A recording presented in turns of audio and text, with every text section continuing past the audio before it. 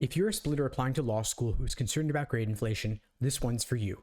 Got this question here asking, how can one secure admission to a top 14 law school when competing with applicants from universities like Harvard or Yale, where recent reports indicate a significant rise in grade inflation, with the majority of grades now being A's? Harvard college grades have risen significantly in the past 20 years. A report found that the percentage of A-range grades given to college students in the 2020 to 2021 academic year was 79%, compared to 60% a decade earlier. Mean grades were 3.8, up from 3.41 roughly 20 years earlier. So basically, grades went from 3.41 to 3.8, and the students with grades in the A range went from 60% to 79% over different time periods, of course. But regardless, big increase there. I want to disagree here with the premise of the question, because grade inflation is not unique to Harvard and Yale.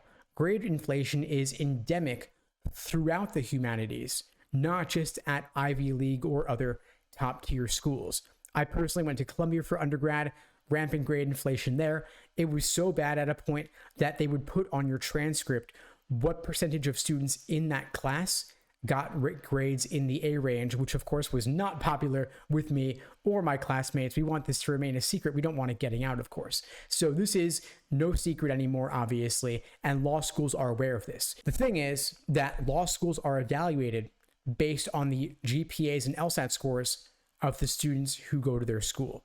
So they don't really have a reason to care about the problem. Obviously, they do, of course, want to evaluate your abilities. They don't want to admit people who are going to flunk the bar. That'll penalize the schools in other ways. If they believe you have what it takes, then they, of course, they'll want to let you in, provided you can also boost their odds in the US News rankings. So the way this works is that your LSAT score and GPA of the school you end up going to is submitted to the American Bar Association, which in turn is pulled by US News for consideration in creating the rankings. We all know that an A in a humanities class like English or sociology is not as difficult to achieve as an A in, say, engineering or physics. Unfortunately, the ABA and in turn US News, they don't distinguish between the two types of grades. So they don't say, you know what, engineering's hard, so we're going to consider a B in engineering the same as an A in English. They just say an A is an A and a B is a B. However, students in STEM fields tend to actually do quite well on the LSAT, so they might actually do relatively higher on the LSAT than they would in their GPA. Not really fair for them, unfortunately. They're at a bit of a disadvantage here. It is what it is.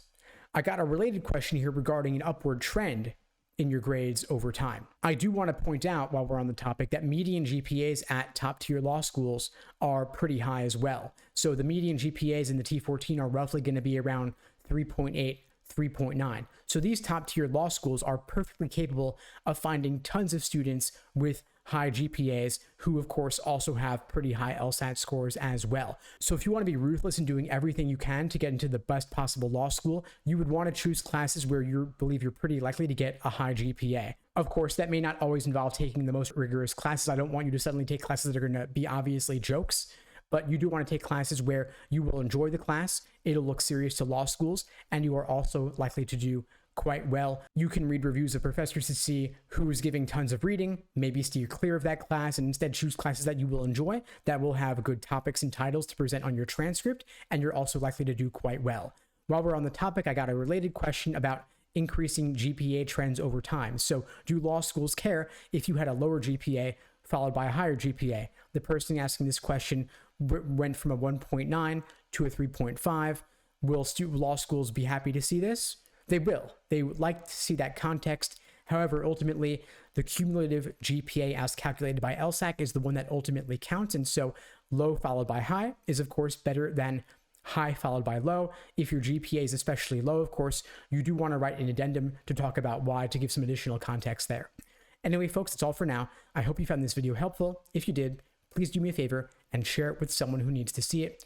I don't do any advertising for these videos. I rely only on word of mouth to help get the word out, and your sharing it really does make a difference. In the meantime, I wish you all the best and take care.